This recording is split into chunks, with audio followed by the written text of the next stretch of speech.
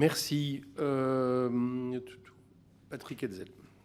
Merci beaucoup, Monsieur le Président. Merci infiniment, Monsieur le rapporteur spécial, pour votre travail concernant l'ANA. Monsieur le ministre, je voudrais revenir sur un certain nombre de points qui effectivement interrogent. Parce que, on le voit bien, l'objectif de MaPrimeRénov', ça a été d'inciter les ménages à engager des travaux de rénovation thermique et d'isolation des logements. Les dysfonctionnements sont quand même assez nombreux. Alors évidemment, Monsieur le rapporteur spécial, vous disiez finalement 5000 dossiers. En fait, ce sont 5000 dossiers signalés par le défenseur des droits. Et ensuite, quand vous regardez de près, on considère qu'il y a 4% des dossiers qui posent problème. Sur 600 000, ça représente quand même 24 000 dossiers. Donc, en fait, la volumétrie est quand même très importante. Et puis surtout, si vous lisez le rapport de la Défenseure des droits d'octobre 2022, elle indique des graves dysfonctionnements techniques récurrents.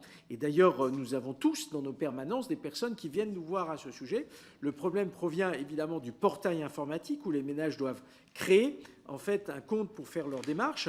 Et on voit bien que vous le disiez vous-même, des personnes âgées. En fait, la dématérialisation est une bonne chose, mais lorsqu'elle est obligatoire, on voit bien qu'en réalité, on ne crée pas les conditions d'un égal accès aux services publics. Et là, il y a un vrai problème.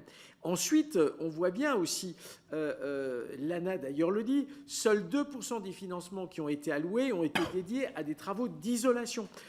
Et vous le disiez, sans isolation adéquate, en fait, ça ne fonctionne pas. La Cour des comptes a même relevé que seuls 0,4% des dossiers MaPrimeRénov' concernaient une rénovation énergétique globale.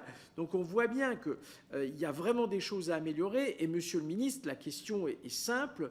Comment comptez-vous faire en sorte que tous ces dysfonctionnements qui ont quand même, il faut le dire, pourri la vie d'un certain nombre de nos concitoyens et qui ont créé de la défiance alors qu'on a besoin d'avancer sur ce sujet, ça s'améliore et dans des délais relativement courts. Je vous remercie.